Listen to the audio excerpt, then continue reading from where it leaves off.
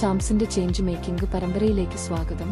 പരസ്പര താൽപര്യമുള്ള വിവിധ വിഷയങ്ങളിൽ ഇടയിൽ വിദ്യാർത്ഥികളെ ബോധവൽക്കരിക്കുക എന്നതാണ് അവരുടെ ലക്ഷ്യം. ഈ ദൗത്യത്തിന്റെ ഭാഗമായി ടിങ്കറിംഗ്, പ്രശ്നപരിഹാരം, നവീകരണം, സംരംഭകത്വം, ചേഞ്ച് മേക്കിംഗ്, മറ്റ് വിഷയങ്ങൾ എന്നിവയെക്കുറിച്ചുള്ള നിരവധി മൈക്രോ ലേണിംഗ് മൊഡ്യൂളുകൾ ടിങ്കർ ചാംസ് പുറത്തിറക്കുന്നു.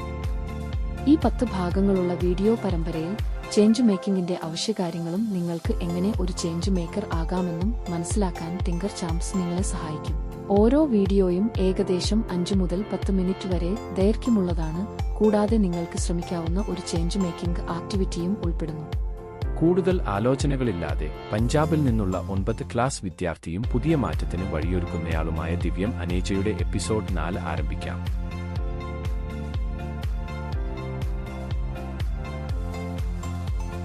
മനസ്സിൽ ലോകത്തെ മാറ്റിമറിക്കാൻ കഴിയുന്ന ഒരു കിടിലൻ ഐഡിയ ഉണ്ടോ?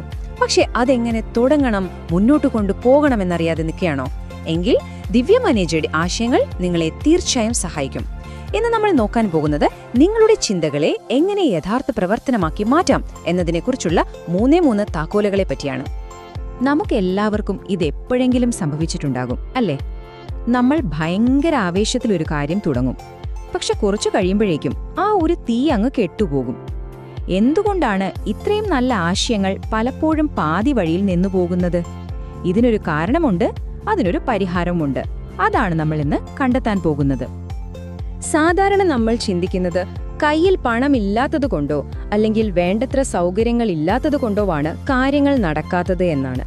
എന്നാൽ ദിവ്യം അനേജ പറയുന്നത് എന്താണെന്ന് വെച്ചാല് യഥാർത്ഥ പ്രശ്നം അതൊന്നുമല്ല. നമ്മുടെ ഉള്ളിലെ ഒരു ഇന്ധനം അഥവാ ഒരു ഊർജം കുറയുന്നതാണ് പ്രശ്നം. അദ്ദേഹം അതിനെ ഹ്യൂമൻ ഫ്യൂവൽ എന്നാണ് വിളിക്കുന്നത്. ഈ ഹ്യൂമൻ ഫ്യൂവൽ എന്ന് പറയുന്നത് ഒരു ഒറ്റപ്പെട്ട കാര്യമല്ല, അത് 3 ഘടകങ്ങൾ ചേർന്നതാണ്. ദിവ്യ മനേജയുടെ ഈ ആശയത്തിന്റെ കാതലും ഇത് തന്നെയാണ്. നമുക്ക് നമ്മുടെ ആശയത്തെ ഒരു കാർ പോലെ സങ്കല്പിക്കാം. ആ കാർ സ്റ്റാർട്ട് ചെയ്യാൻ ഒരു തീപ്പൊരി വേണമല്ലോ, അതാണ് നമ്മുടെ അഭിനിവേശം. ഇനി വണ്ടി സ്റ്റാർട്ടായി എങ്ങോട്ടാ പോകേണ്ടത്? അതിനൊരു മാപ്പ് വേണ്ടേ? അതാണ് നമ്മുടെ ലക്ഷ്യം. പിന്നെ വഴിയിൽ ഒരുപാട് കയറ്റങ്ങളും തടസ്സങ്ങളുമൊക്കെ വരും. അപ്പോഴും വണ്ടി നിർത്താതെ ഓടിക്കാൻ ഒരു എഞ്ചിൻ വേണ്ടേ? അതാണ് നമ്മുടെ പ്രയത്നിക്കാനുള്ള കഴിവ്. അപ്പോൾ നമ്മുടെ യാത്ര തുടങ്ങാൻ ആദ്യമായി വേണ്ടത് ആ തീപ്പൊരി തന്നെയാണ്. നമുക്ക് ആദ്യത്തെ താക്കോലിലേക്ക് കടക്കാം. അഭിനിവേശം. നിങ്ങളെ മുന്നോട്ട് നയിക്കുന്ന ആ ഉള്ളിലെ തീ.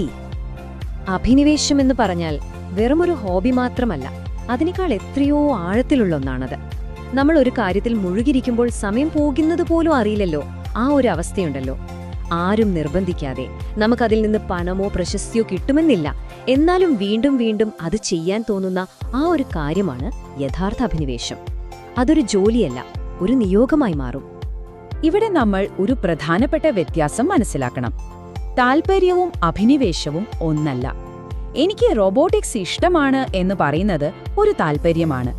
പക്ഷേ ഈ റോബോട്ട് ഉപയോഗിച്ച് ഒരു യഥാർത്ഥ പ്രശ്നം പരിഹരിക്കണം, അതിനുവേണ്ടി എത്ര മാസങ്ങൾ കഷ്ടപ്പെടാനും ഞാൻ തയ്യാറാണ് എന്ന് പറയുന്നിടത്താണ് അഭിനിവേശം വരുന്നത്. ഒന്ന് വെറുമൊരു ജിജ്ഞാസയാണെങ്കിൽ മറ്റേത് ഒരു പ്രതിബദ്ധതയാണ്. അപ്പോൾ എങ്ങനെയാണ് ഈ അഭിനിവേശം കണ്ടെത്തുന്നത്? അത് ഒരു ദിവസം പെട്ടെന്ന് ആകാശത്തുനിന്നും പൊട്ടിവീഴുന്ന ഒന്നല്ല. ദിവ്യം അനേജ പറയുന്നതനുസരിച്ച് നമ്മൾ പ്രവൃത്തിയിലൂടെയാണ് അത് കണ്ടെത്തേണ്ടത്. വെറുതെ യൂട്യൂബിൽ വീഡിയോ കണ്ടിരുന്നാൽ പോരാ. പുതിയ കാര്യങ്ങൾ പരീക്ഷിച്ചു നോക്കണം, സ്വന്തമായി എന്തെങ്കിലും ഉണ്ടാക്കി നോക്കണം, ചെയ്ത കാര്യങ്ങളെക്കുറിച്ച് ചിന്തിക്കണം. പിന്നെ നിങ്ങളുടെ കണ്ടെത്തലുകൾ മറ്റുള്ളവരുമായും പങ്കുവെക്കണം. ഇങ്ങനെ സജീവമായി ഇടപഴകുമ്പോഴാണ് നമ്മുടെ ഉള്ളിലെ ആ തീപ്പൊരി നമ്മൾ തിരിച്ചറിയുന്നത്. ഓക്കെ, അപ്പൊ നിങ്ങളുടെ ഉള്ളില് തീ കത്തി. പക്ഷെ ആ തീ വെറുതെ കത്തിയിട്ട് കാര്യമുണ്ടോ? ഇല്ല.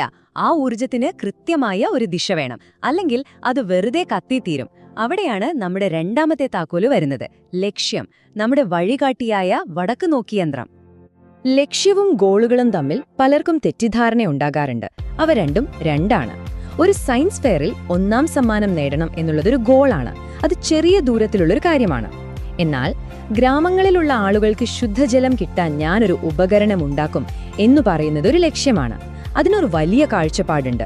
ഗോളുകൾ നമ്മുടെ യാത്രയിലെ ഓരോ ചെക്ക് പോസ്റ്റുകളാണ്. എന്നാൽ ലക്ഷ്യമെന്നത് ആ യാത്രയുടെ തന്നെ കാരണമാണ്. ലക്ഷ്യത്തിന്റെ ഏറ്റവും വലിയ ശക്തി എന്താണെന്ന് വെച്ചാൽ അത് നിങ്ങളുടെ വ്യക്തിപരമായ താൽപര്യത്തെ ലോകത്തിലെ ഒരു യഥാർത്ഥ ആവശ്യവുമായി ബന്ധിപ്പിക്കുന്ന ഒരു പാലമാണ്. ഞാൻ ചെയ്യുന്ന ഈ കാര്യം കൊണ്ട് ആർക്കാണ് പ്രയോജനം എന്ന ചോദ്യം നിങ്ങൾ സ്വയം ചോദിക്കുമ്പോൾ നിങ്ങളുടെ അഭിനിവേശത്തിന് ഒരു വലിയ അർത്ഥം കൈവരുന്നു. അതൊരു സാമൂഹിക ദൗത്യമായി മാറുന്നു. ഇപ്പോൾ നിങ്ങളുടെ കയ്യിൽ തീപ്പൊരിയുണ്ട്, എങ്ങോട്ട് പോകണമെന്നറിയാൻ ഒരു വടക്ക് നോക്കിയന്ത്രവുമുണ്ട്. പക്ഷെ കാർ മുന്നോട്ട് ഓടണമെങ്കിൽ ഒരു എഞ്ചിൻ വേണ്ടേ, അല്ലേ? ആ എഞ്ചിനാണ് നമ്മുടെ മൂന്നാമത്തെ താക്കോൽ, പ്രയത്നം. നമുക്കെല്ലാവർക്കും അറിയാവുന്ന കാര്യമാണ്. ജാനുവരി 1-ാം തീയതി നമ്മൾ ജിമ്മിൽ പോകാൻ തീരുമാനിക്കും. ആദ്യത്തെ ഒരാഴ്ച ഭയങ്കര ആവേശമായിരിക്കും. എന്നാൽ ഫെബ്രുവരിയിലും മാർച്ചിലും ആ തീരുമാനത്തിൽ ഉറച്ചു നിൽക്കാൻ നമ്മളെ സഹായിക്കുന്ന ആ ഒരു ശക്തിയുണ്ടല്ലോ, അതാണ് ഡ്രൈവ്, അല്ലെങ്കിൽ പ്രയത്നിക്കാനുള്ള കഴിവ്. തുടങ്ങിയപ്പോഴുണ്ടായിരുന്ന ആവേശം കുറയുമ്പോഴും തടസ്സങ്ങൾ വരുമ്പോഴും മുന്നോട്ടു പോകാനുള്ള ആ ഒരു നിശ്ചയദാർഢ്യമാണിത്. ഇവിടെ ദിവ്യം, അനീജ ഒരു പ്രധാനപ്പെട്ട കാര്യം നമ്മളെ ഓർമ്മിപ്പിക്കുന്നുണ്ട്. ഇതൊരു മാരത്തോൺ ഓട്ടമാണ്, 100 മീറ്റർ ഓട്ടമല്ല. ഒറ്റ ദിവസം 15 മണിക്കൂർ ജോലി ചെയ്ത് തളർന്നു പോകുന്നതിലല്ല കാര്യം, മറിച്ച് എല്ലാ ദിവസവും കുറഞ്ഞത് 1 മണിക്കൂറെങ്കിലും സ്ഥിരമായി അതിനുവേണ്ടി സമയം കണ്ടെത്തുന്നതിലാണ്. ഓർക്കുക, സ്ഥിരതയാണ് വിജയത്തിന്റെ രഹസ്യം, അല്ലാതെ തീവ്രതയല്ല. അപ്പോ ഈ 3 താക്കോലുകളും, അതായത് അഭിനിവേശം, ലക്ഷ്യം, പ്രയത്നം, ഒരുമിച്ച് വരുമ്പോ എന്തത്ഭുതമാണ് സംഭവിക്കുക എന്നറിയണ്ടേ? നമുക്ക് ലോകം ശ്രദ്ധിച്ച 2 യുവ കണ്ടുപിടുത്തക്കാരുടെ കഥകളിലൂടെ അതൊന്ന് നോക്കാം. ആദ്യം നമുക്ക് ഗീതാഞ്ജലി റാവുവിനെ പരിചയപ്പെടാം. കുടിവെള്ളത്തിലെ ലെഡിന്റെ അംശം കണ്ടെത്താൻ വളരെ ചിലവ് കുറഞ്ഞ ഒരു ഉപകരണം കണ്ടുപിടിച്ച ഒരു മിടുക്കി. അവരുടെ യാത്രയിൽ ഈ 3 താക്കോലുകളും എങ്ങനെയാണ് പ്രവർത്തിച്ചതെന്ന് നോക്കാം. ഗീതാഞ്ജലിയുടെ കഥ നോക്കൂ. ചെറുപ്പം മുതലേയുള്ള ശാസ്ത്രത്തോടുള്ള അടങ്ങാത്ത താൽപര്യമായിരുന്നു അവരുടെ തീപ്പൊരി. അതാണ് അഭിനിവേശം. അമേരിക്കയിലെ ഫ്ലിൻഡ് നഗരത്തിലെ ജലപ്രതിസന്ധിയെക്കുറിച്ച് കേട്ടപ്പോൾ സുരക്ഷിതമായ കുടിവെള്ളം എല്ലാവർക്കും ലഭ്യമാക്കുക എന്നത് അവരുടെ ലക്ഷ്യമായി മാറി. എന്നാൽ ആശയം മാത്രം പോരല്ലോ. വെറും 11-ാം വയസ്സിൽ തുടങ്ങിയതാണവർ. ഒരുപാട് തവണ പരാജയപ്പെട്ടു, എന്നിട്ടും പിന്മാറാതെ അവർ മുന്നോട്ടു പോയി. അതാണ് അവരുടെ പ്രയത്നം. ഇനി അടുത്തത് വിനീഷ ഉമാശങ്കർ. അവർ ദിവസവും കണ്ടിരുന്ന ഒരു പാരിസ്ഥിതിക പ്രശ്നത്തിന് വളരെ ലളിതവും മനോഹരവുമായ ഒരു പരിഹാരം കണ്ടെത്തി. എന്താണെന്നല്ലേ, നമുക്ക് നോക്കാം. വിനീഷയുടെ കാര്യത്തിലും ഇതേ ഫോർമുല നമുക്ക് കാണാൻ പറ്റും. പരിസ്ഥിതിയോടുള്ള കരുതലും ഓരോ കാര്യം എങ്ങനെ പ്രവർത്തിക്കുന്നു എന്നറിയാനുള്ള ജിജ്ഞാസ്യമായിരുന്നു അവരുടെ അഭിനിവേശം. കരി ഉപയോഗിച്ച് ഇസ്ത്രിയിടുന്നവരുണ്ടാക്കുന്ന മലിനീകരണത്തിന് ഒരു പരിഹാരം കാണുക എന്നതായിരുന്നു അവരുടെ ലക്ഷ്യം. 12-ാം വയസ്സിൽ തുടങ്ങി സ്കൂൾ പഠനത്തിന്റെ കൂടെ തന്നെയാണ് അവർ തന്റെ ഡിസൈൻ മെച്ചപ്പെടുത്തിക്കൊണ്ടിരുന്നത്. അതാണ് അവരുടെ പ്രയത്നം. കണ്ടില്ലേ, ഈ 3 താക്കോലുകളും ചേരുമ്പോഴാണ് യഥാർത്ഥ മാറ്റം സംഭവിക്കുന്നത്. ഗീതാഞ്ജലിയുടെയും വിനീഷയുടെയും കഥകൾ കേട്ടപ്പോൾ ഒരു കാര്യം വ്യക്തമായില്ലേ? പ്രായമോ സാഹചര്യങ്ങളോ ഒന്നും ഒരു തടസ്സമല്ല. ഇപ്പോൾ ചോദ്യം നിങ്ങളോടാണ്. മാറ്റം കൊണ്ടുവരാനുള്ള നിങ്ങളുടെ ഊഴമാണിനി. ഒരു നിമിഷം ഒന്ന് കണ്ണടച്ച് ചിന്തിച്ചു നോക്കൂ. നിങ്ങളുടെ ചുറ്റും, നിങ്ങളുടെ സമൂഹത്തിൽ നിങ്ങളെ അലട്ടുന്ന, ഒരു അസ്വസ്ഥതയുണ്ടാക്കുന്ന എന്ത് പ്രശ്നമാണുള്ളത്? ഒരു പക്ഷേ ആ ചെറിയ അസ്വസ്ഥതയായിരിക്കാം നിങ്ങളുടെ വലിയ ലക്ഷ്യത്തിലേക്കുള്ള ആദ്യത്തെ സൂചന. എവിടെ തുടങ്ങണമെന്ന് സംശയമുണ്ടോ? ദിവ്യം അനീജയുടെ ആശയങ്ങളെ അടിസ്ഥാനമാക്കി നിങ്ങൾക്കിപ്പോ തന്നെ ചെയ്യാൻ കഴിയുന്ന 5 ലളിതമായ സ്റ്റെപ്പുകൾ ഇതാ. നിങ്ങളെ അലട്ടുന്ന ഒരു പ്രശ്നം തിരഞ്ഞെടുക്കുക, അതിനൊരു ചെറിയ പരിഹാരം ആലോചിക്കുക, ആ ആശയം ഒന്ന് വരച്ചു നോക്കുകയോ എഴുതുകയോ ചെയ്യുക. എന്നിട്ട് അതൊരു സുഹൃത്തുമായി പങ്കുവെച്ച് അഭിപ്രായം ചോദിക്കുക. എന്നിട്ട് അടുത്ത 3 ദിവസത്തിനുള്ളിൽ അതിലൊരു ചെറിയ മാറ്റമെങ്കിലും വരുത്തുമെന്ന് സ്വയം ഒരു വാക്കുകൊടുക്കുക. കണ്ടില്ലേ, നിങ്ങളുടെ യാത്ര ഇപ്പോ തന്നെ തുടങ്ങിക്കഴിഞ്ഞു. പോകുന്നതിനു മുൻപ് ഒരു കാര്യം കൂടി ഓർക്കുക. മാറ്റം കൊണ്ടുവരാനുള്ള ഈ യാത്ര പുറം ലോകത്തേക്ക് മാത്രമല്ല, അത് നിങ്ങളുടെ ഉള്ളിലേക്കും കൂടിയുള്ള ഒരു യാത്രയാണ്.